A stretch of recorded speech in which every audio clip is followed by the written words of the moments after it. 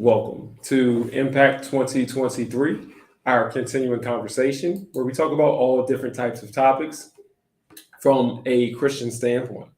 Um, and so, as always, we want to remind people that this is a conversation. So, you have the opportunity, and we want you to take that opportunity to type in your questions and your comments into the comment section so that we can kind of see what you are talking about. And so we just want to make sure that this is a conversation and it goes both ways. You just don't want to hear me talk. So please feel free to type your questions and your comments into the comment section and participate in our conversation. And as always, we jump right into our topics. Um, yes, and so there's been many things going on. As always, it's it's funny. We've had a lot of activities going on. I guess it's because it's the summertime, it's because it's hot, and got a lot of crazy stories about people doing crazy things. Um, but this won't be about any other crazy stories. This one is a little different. I say that a lot. That's a little different, but this one is a little different. We're going to talk about LeBron James, actually. The superstar or the megastar basketball player plays for the Los Angeles Lakers, and what he has is a school. So he's taken over the years. He's made lots of money. There are reports out there that he, excuse me, is a billionaire, and that he has he's been able to be very philanthropic with his money. He's been able to give to a lot of causes and do a lot of things. And one of those such causes is that he was able to develop a school, and the school is called uh, the nickname the I Promise School.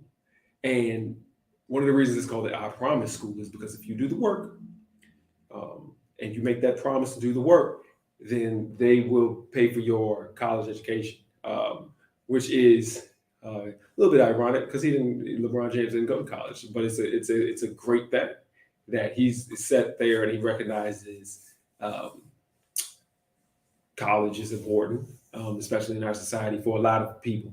And if you don't go, at least you've gotten a good education, um, you know, all the way up to 12th grade, and then you can go on and do great things that have nothing to do with college. So either way, it's a win-win for everyone involved. So the I Promise School. Why are we talking about it? Because there was a report that eighth grade students have not passed any other math tests um, in over 2 years. That's all of the eighth graders throughout the whole entire school over the last 2 years have not passed one test. It's concerning. And it's a concerning stat. And there's the first thing that comes to mind is why? What's going on? There's numerous reasons. Could it be one of those carryovers from COVID? Because of COVID, when we had the distance learning, maybe students fell behind.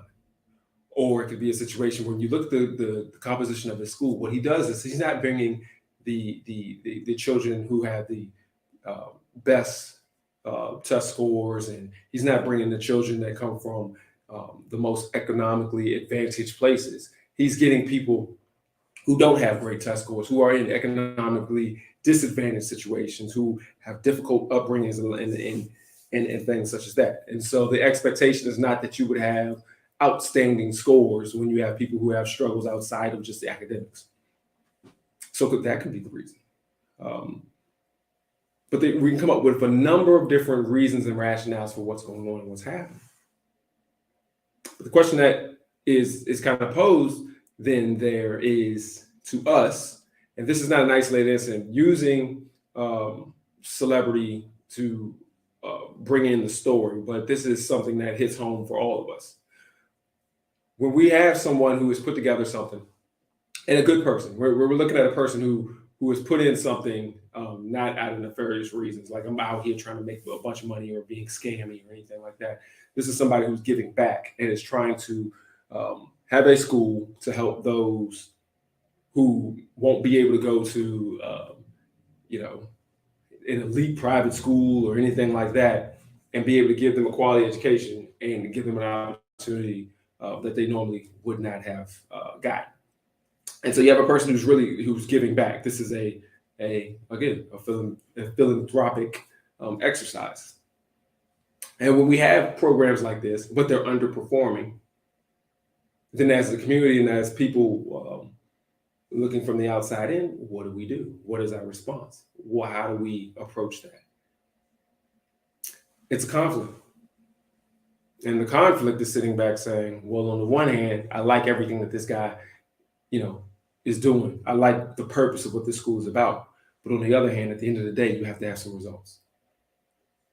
You can't have 2 years of 8th graders not being able to pass, not one person being able to pass one test. You're not performing. And the conflict comes in because you love the cause, you love the purpose, and at the same time, it's not performing. And how would we treat somebody else if it wasn't performing? If this was a different situation where this was a for-profit school or something like that, you have to perform. We have numerous opportunities and times where we have schools or we have just educational things, or we just have programs with good intentions but bad results. And we have to perform. Look at HBCUs and a bunch of HBCUs over the years. Their results, the overwhelming majority perform. And there have been a couple here and there who, they don't perform. You're looking at the alumni who leave, or you're looking at the people that are being able to get through the school and the program. And some of those have shut down or have lost funding. And over the years, there's been plenty of those that have shut down. And so there's in our community, as I'm speaking from I'm speaking from the Black standpoint. In our community, we have to sit back and we have to look. What do we do when we have a school or program or something that's not performing? Now, what we can't do is turn a blind eye to it, because it's a good thing that has something bad happening or not great happening, and we're just going to turn a blind eye. Looking at you, Catholic Church, but you're not the only one. Like, there's a lot of situations where you have something great, like the Catholic Church, for example, and there may be some things that are going on that are unsavory. We don't turn a blind eye because of the whole. The whole is great, but there's bad things going on. So we can't turn a blind eye and say, well, we love the fact that LeBron James has a school, or we love the fact that, the church down the street may have a school, or we wanted to put together a preschool, or we wanted to put together a program. If it's not performing, then what is our response? And I think it's clear to most of you who are listening, and clear to myself as well, that our response has to be that we have to hold, the feet to the fire, but in a loving manner. So not to discourage other people from doing things, not to shut down anything, but we have to demand better. So as much as people, love LeBron James, as much as people love what he did, and I think that the idea of the I Promise School is outstanding. Himself and those who are involved must be held accountable in the sense of this is not acceptable. You have to fix this. And we know again, the expectation should not be that everybody's out here going to turn around and have great test scores and be outstanding students. That's not something that's realistic. When you have people who come from when you have people who come from situations where outside distractions outside of school are significant. It's hard to go to school and pass tests when you go home and you're hungry, or it's hard to go to school and pass tests when you go home and you're the parent to your brothers and sisters, or it's hard to go home or it's hard to go to school and pass tests when you go home and it's just some unstable and other things going on, or it's hard to pass tests when you were never educated as a young student in the first place, and you're spending the rest of your years trying to play catch up. And so those are some of the type of people who are in these schools and in these programs, and you don't just expect them to come out here and just blow it out the water. But we can't have a program that's just not performing at all. And as the community and as supporters and as people who are absolutely behind, any person who's really trying to do something great for for those who people of color or people who are economically disadvantaged, or just anybody, just doing stuff great for kids. Um, we can't turn a blind eye. We have to again push and press and demand better and demand more. Um, this resonates with us, with all of us in our communities and things that we do. All of us are a part of something.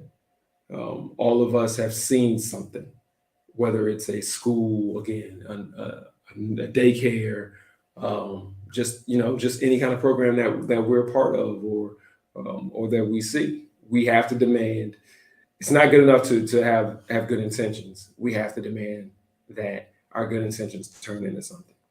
Because at the end of the day, if our good intentions are not backed up by results, then what we're doing is we're taking people and taking them away from another opportunity that they would have had, and so that we can bring them in and give them a bad quality product, or we can bring them in and give them less than what they deserve. And so all of us have to be very cognizant of that, and we do it from time to time. Again, we do it from time to time. We see, and we have all seen or gone somewhere, and we come out and we be like, man, they are not together. They are not doing what they're supposed to do. Or this is not great. And because it's us, or because it's something that we like, or because the person who's doing it has great intentions or is a great person, sometimes we let those things slide. Comment. Mr. James is not an educator. Obviously, he hired persons to operate the school. What has to happen is he must review the current administration. Also, given the students that attend the school, they may be late bloomers. Yeah. What happens to the students as they move on? And that's very important. What happens as they move on? And again, this shouldn't be a thing where we're trying to beat anybody up necessarily, unless we see that it's something nefarious going on. But as a community, we have to support and demand more. If you get the ball rolling, there's a responsibility that you have. And, I think LeBron James, from off the court, let's talk purely off the court, I think he has done some amazing things. He stands up for the community and speaks when he can, and he finds it necessary to do so. He puts his money where his mouth is when he's talking about young people. He has been a role model. He's somebody that you could look at and say, well, be like him. He's not somebody who's out here acting crazy, getting in trouble, just being ridiculous. He's somebody who's being extremely responsible from a young age. And so when you have somebody like that, that is or that you feel is trying to do the right thing, you have to demand from them, like, look, we know you do the right thing, so we need you to do the right thing like you normally do here. And that is what's said in this statement. You got to go here and you got to check the people who are operating your school, because who knows, you may have been giving somebody else an opportunity who, you were giving them an opportunity. And unfortunately, sometimes we give people opportunities and they just don't have the ability to get it done. Doesn't mean that they're bad people. They're just in a different position and they need to move on to another one where they can do a lot better. And that's what we're all about. I think all of us, churches and organizations, that's what we should always be about, is giving people opportunities. And opportunities don't mean that you're going to be able to succeed in that particular position and things like that. And so with this situation and in our situations, and that's why I like this comment, you have to review, like in this one, review the current administration. You have to review and take honest inventory of what you got going on. I say this because of the time that we're in. There's a lot of people who we're in a litigious society. A lot of people like to sue. A lot of people like to complain. And that's what people do. And more often, you see people complain over smaller and smaller things, or more things that are insignificant. We can't, and that turns folk off. But what we can't do is become people who have decided that we're not going to complain at all, or we're not going to talk at all when something is not right. And so as much as a lot of us, I think a lot of people, I'm speaking for a lot of people that I've talked to, a lot of us have thought that society has gone a little too far when it comes to complaining about every little thing. Um, there was a lawsuit the other day of a woman who sued McDonald's because the chicken nuggets were too hot and it burned her child's thigh. The weird part about it is most people point out the fact that she gave her child chicken nuggets without checking them, and they were on her child's thigh for over 3 minutes, and the parent didn't, do anything about that. Somehow that's McDonald's fault. But we're in that kind of society where everybody complains, and we get frustrated and overwhelmed with the complaining, and then we decide, like, look, you can't complain about every little thing. But we have to understand what's the difference between complaining about something and giving constructive criticism, constructive help, constructive assistance, to making sure that the things that we do and the things that we put together are raised to a certain standard. And we can't let that slack or slide just because it was a good idea or we got good people involved. Comment. Those who are complaining about the school should see what they can do to improve the school. And I think that's exactly where it is and what we have to do. The first step is to see how we can help.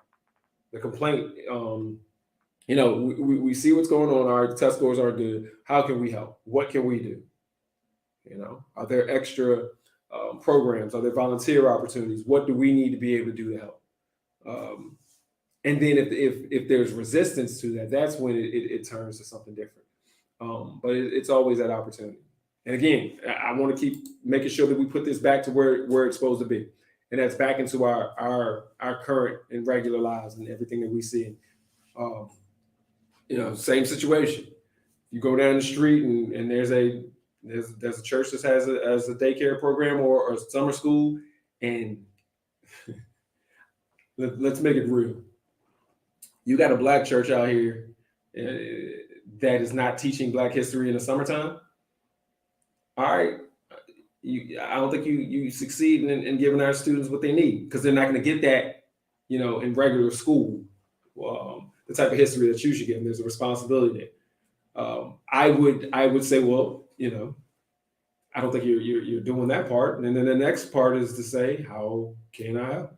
Do you need some history books? Do you need put you in contact with some people who are really good at putting out that type of history? That's the approach I think we need to have. But we're going to see that. We all see that. We all see that from time to time, where there's just some failures. There's some good ideas and there's some failures and there's some gaps. And so, just like the comment said, I think that's what it should be. The first thought is, let's point it out and ask how we can help. Cool. Appreciate the comments. That one it was quick. It was to the point. But I think that this one is really relevant to your personal life, to all of our personal lives, because we see these situations and we can't just sit back and act like because it's a good person we can't, or it's a good thing we can't. Criticize, help, and expect more and help. So that's where we are today. All right. Well, that's it. Kind of straight to the point. Appreciate the comments.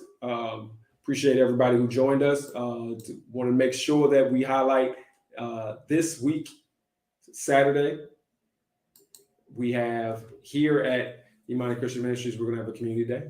And so if you're in the area, it's from 11 a.m. to 2 p.m. Eastern Standard Time. So if you're in the area, you see our address on the screen, feel free to stop on by. As always, we have on Thursdays, our weekly Bible study, 7 o'clock, YouTube and Facebook. And on Sundays, worship service at 10 o'clock a.m. on YouTube and Facebook as well. And all of these offerings are in person as well, from the address on the screen. All right. I want to thank everybody who joined us. Thank all the comments. And again, we'll be here next week like we are every week for Impact 2023. Have a good one, and please join us again.